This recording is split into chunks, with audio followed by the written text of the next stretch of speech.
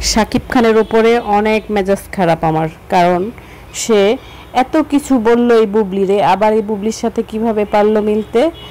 আর অপবিশ্বাসকে সে divorce দিছে মানলাম, তার সাথে আর মিলবে না, তারপরে মিলা যায়, ডিভোর্স দিলে আবার নতুন করে বিয়ে করা যেত, যাই হোক সেটা সে করবে না। কিন্তু বুবলির নামে এত কিছু নিজের মুখে সে বলছে, সে 3 কোটি টাকার ফ্ল্যাট কিনছে কিভাবে, এই সেই কত কিছু।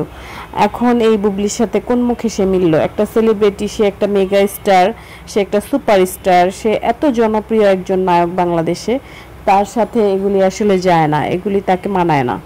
সে তার ব্যক্তিগত এই ব্যাপারগুলো, এই ছবিগুলো প্রকাশ না করলেও পারতো, গোপন রাখতে পারতো, যেহেতু তার সবই গোপন। আর যে সে যেহেতু ফ্লাশ করেছে, তাহলে সে ভালোভাবে ক্লিয়ার করতে পারে ব্যাপারটা, তাও সে করে না। আর পৃথিবীতে কি, বাংলাদেশে কি মেয়ের অভাব? আর কি মেয়ে ছিল না? অনেক মেয়ে তো ছিল, লাস্টে একটা আরেকটা বিয়ে করলেই তো পারতো। বুবলিকেই কেন? বুবলির ব্যাপারটা না এখন আর মেনে নিতে পারতেছি না।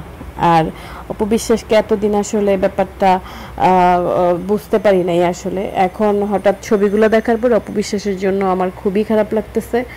একদম কি বলবো, খুবই খারাপ লাগতেছে। বেচারি যে কিভাবে এগুলো সহ্য করতেছে এটা শুধু সেই জানে, কারণ স্বামীর ভাগ কেউ কাউকে দিতে পারে না এই পৃথিবীতে। এতদিন সিঙ্গেল ছিল সেটা একরকম ছিল, ডিভোর্স হলেও এখন ব্যাপারটা একটু বেশি কষ্টের হয়ে গেল। কি আর করা, এখানে তো আসলে আমাদের কিছু করার নেই।